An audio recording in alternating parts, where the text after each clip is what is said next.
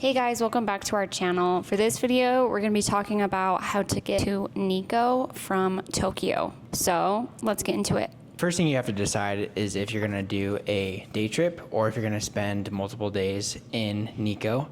It seems like a lot of people do day trips, but I would recommend spending a day, at least having a full day in Nikko, if not multiple days, because there's a lot to do there. It's also really busy there, so trying to do a day trip is just difficult. With that, thankfully we went during the off season, but it was a little bit rainy, so I would say it was a little bit harder to kind of see everything because it was pouring. It was less busy, and so I think is also a good time to go. Okay, so for getting to Nikko and around the Nikko area, you can buy the Nikko Pass.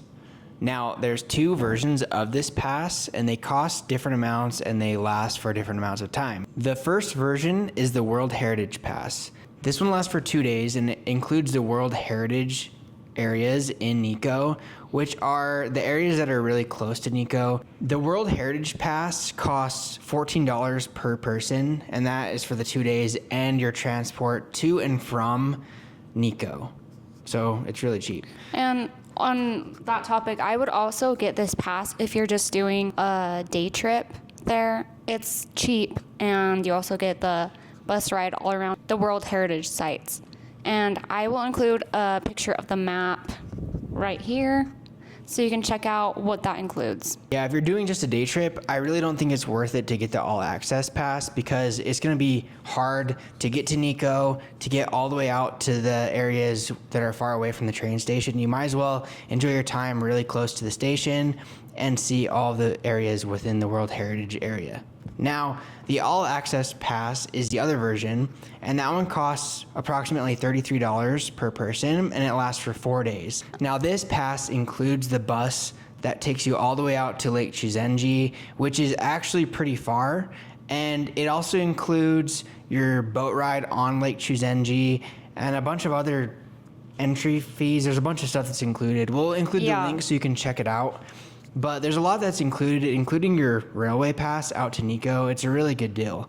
Random note with that, when we went up to Lake Chuzen-ji, there, the road is very windy, and so if you're car sick, just keep that in mind. Maybe get some of those funky glasses or something, because I usually don't get car sick, and it was quite a rough ride. Yeah, it is very twisty, and it's very steep, and that bus rocks around, so yes, get ready for some car sickness. It's a pretty gnarly drive, but I think it's worth it. It's a beautiful area, and we'll talk a little bit more about what we did up in that area. Once you buy your pass, and we'll include where you can get it from Klook, you're going to have to pick the pass up in person. At least when we did it, we had to pick it up in person. I believe that there is a version that you can get online, but at the time when we went, it was unavailable and you had to pick the pass up in person at Asakusa. We decided to do this right before our train, and when we got there, there was a big line at the train station to pick up your passes because the line also included people who were just booking their train tickets and trying to decide what time they wanted to go, what time they wanted to come back. And so it was taking a really long time to get through this line. So when you're going to Nikko, just give yourself enough time to pick up your pass because it could take a while. And like we mentioned, we went in the off season and there was still a line. So if you're going during the busy time of year, I would just make sure you're there extra early, or go the day before and pick up your pass, and then you won't have to worry about it the next day when you're traveling to Nikko. Like Javi said, just make sure you give yourself enough time because we had about 2 minutes to spare before the train left us, so. And the pickup isn't just like you walk to a window and you pick it up. You have to fill some stuff out. They have to put your name on it and everything. And so you're not just dropping by the window. You have to actually do something to pick it up. So give yourself some time. Yes, and the line took a while because the people in front of us were deciding what Nikko Pass to get. And so it took a while. So just make sure you're aware of that. You get there with a lot of time. When you're in Asakusa and you're picking up your Nikko Pass, in that office, they have little brochures and guides of itineraries on and how to use the buses. And these are super helpful because they show you the map of the buses, and they also give you an itinerary idea of which stops to get off at. And we picked one of these up, but then we actually lost it somehow in between Asakusa and Nikko. And when we got to the tourist center in Nikko, we thought, oh, we'll just get another one. Well, they didn't have anything like this. And so then it turned into we just had to try to figure out the bus schedules on our own. We tried to, we actually wanted to follow the itineraries that they had because they had a really good idea of how to follow the itineraries for like 1 day, 2 days, or 3 days. But we couldn't find it again, so we ended up having to wing it, and it became a lot more difficult trying to figure out the bus route. So when you're in Asakusa, grab as many pamphlets as you can, the different pamphlets as you can, because they're really helpful. You guys, this is very important. You have to remember to do this because we tried looking online. They didn't even have that pamphlet, like the timetable and also the itineraries online. They don't have it. For some reason, this was the only place you could get this specific pamphlet with this helpful information. So make sure you just grab a handful of them and keep them with you when you are going to Nikko. Because we struggled.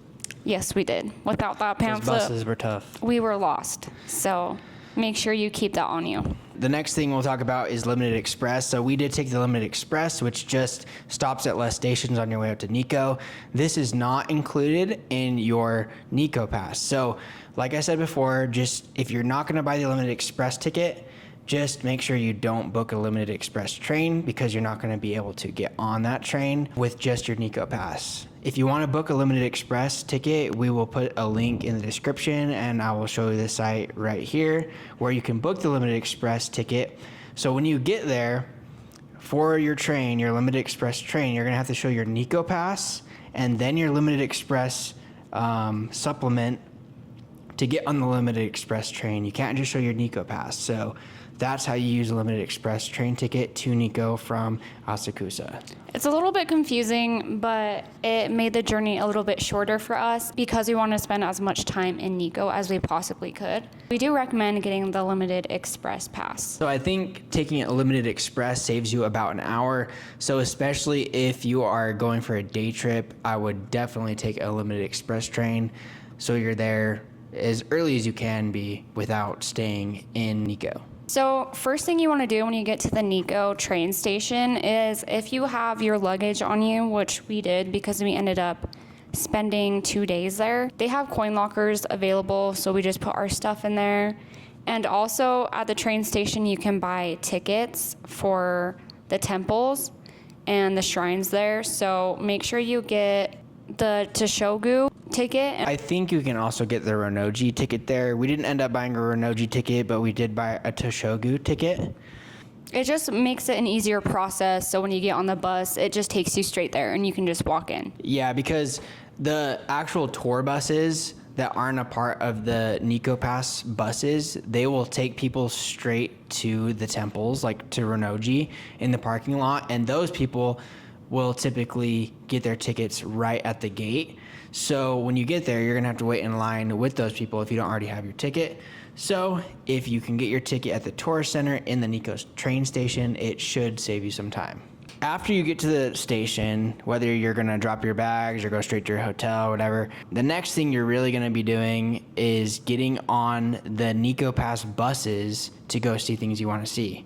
Now, there's going to be a line to get on the buses, probably regardless of season, because there was a line in the off season for us. And this is the reason why I think that a day trip is going to be difficult, because there's a line for almost every bus, no matter where you're going.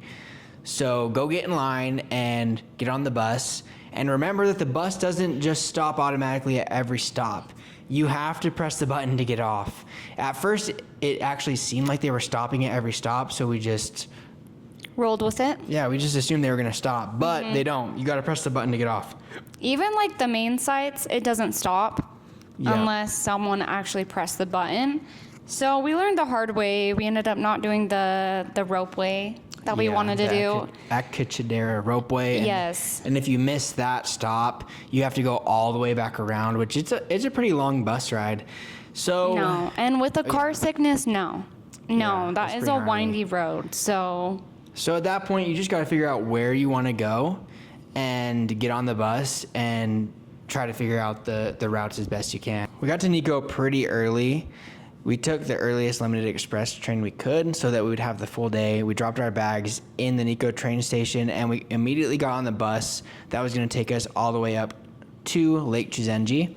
Now, this is where we missed our stop on the Akechidaira Ropeway. Honestly, when we got to the top, I figured, oh, this bus is going into that parking lot and is going to drop us off there.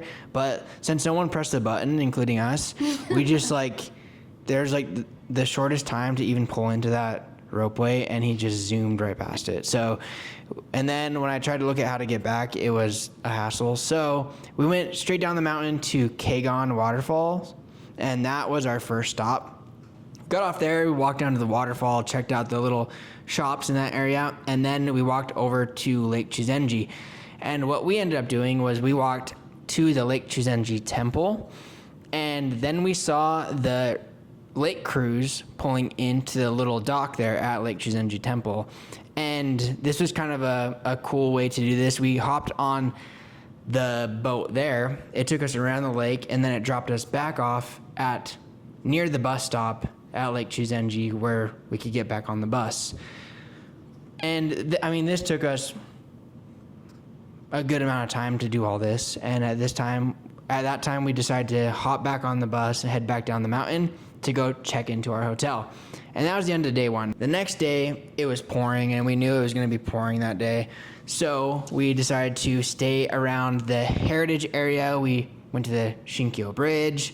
We went to Toshogu Shrine, Rin'oji, and just hiked around that area in the rain with our umbrellas with everybody else. And that was our time in Nikko. And the area around the World Heritage Center in Nikko is so cute. There's so many cute shops, lots of cute little restaurants, and things to see around there. It's like the quintessential Japanese vibe, I would say, that I wanted. And it's so green and so beautiful. And honestly, we wish we would have spent more time here. We loved it, so. Yeah, my only regret is I kind of wish we would have stayed longer, and I wish we would have had a car to explore by ourselves. I think that this is a place in Japan you would want to have a car to be able to do things on your own time instead of having to deal with those buses. A lot of the shops and restaurants closed really early, and so we were expecting that. And they did really close early, about like 4 p.m., I would say. And so it was difficult. We had to usually eat dinner a little bit earlier if we wanted to, or we ended up just grabbing some stuff at 7-Eleven, or they had a grocery store next to our hotel, so we did that one night as well. A lot of the hotels in the area actually serve the people that stay there dinner, so look into this when you're booking a hotel there. But I also was reading a lot that if you're like late for dinner, they won't serve you late. So you're going to have to be there early to have dinner at your hotel anyway. So we ended up having a place that had a little kitchen so we could get stuff at the grocery store and cook. Because, yeah, most of them closed. Most of the restaurants close at 4 p.m. So unless you're planning to eat at 4 p.m., there's not a lot going on in town and not a lot of things for you to eat late at night. And that goes for the shops, too. There's really nothing open. So it's not a type of town for you to be hanging out at night. It's just... No bars. Yeah, it's just a relaxed little place for you to hang out in nature. And, we like that vibe. It's just you have to be prepared for it. Make sure you go to the grocery store and get you some food, or you'll just be eating at 7-Eleven, which in Japan isn't so bad. Yeah, but just don't get the spaghetti. The frozen spaghetti. The Denny spaghetti. The Denny spaghetti. Oh, don't do it. Trust us. We stayed a little bit away from the station, probably like half a mile. And so we had to hoof it each day to the buses, which I probably wouldn't do again. And it's probably one of the reasons why I wish we had a car. But if I were to do it again, I'd probably stay closer to the station. But it really doesn't help you as far as having food available.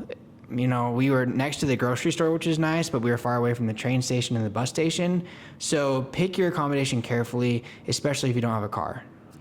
Like we were saying, we opted for 7-Eleven and grocery stores. Those do stay open late, however. So worst case, that's what you can do, and that's what we ended up doing. So don't stress too much if you're out past 4 and you need to eat something, there's going to be some stores that you can grab stuff at. But overall, whether you're going to do a day trip or a multi-day trip to Nikko, it's definitely worth it, especially if you like nature and the slower pace of Japan versus the busyness of the cities, which is probably where you'll be coming from. I'll put a link to these places that we ended up eating at, and one of the top things to do in Nikko is to try their Nikko pudding, and here's a shop we went to, and it was very good.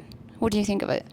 Yeah, I mean, pudding's not my favorite, but it was good. We also went to a Gyoza restaurant. We'll go ahead and link that restaurant that we highly recommend. So one thing you have to try, and I'm not sure that this is what it's called, but there's a shop called Nikko Sakaya. I'll put this on here too, but it's like the fried yuba skin. Or fried tofu skin. Fried tofu It's called skin yuba. with red bean paste. And they have, red bean paste inside. You can get these right outside the Nikko Station, right across the street from the doors of the Nikko Station. There's like a little cart outside, but I think you can go inside too. But try these because they're super good. I was scared trying them because tofu skin sounds disgusting, but trust us, it was delicious. Thanks for watching this video. Let us know if you're planning to go to Nikko. We really want to go back and spend more time. We hope we answered any questions you might have, but please let us know if you have any others. Please like and subscribe, and we'll see you in our next video.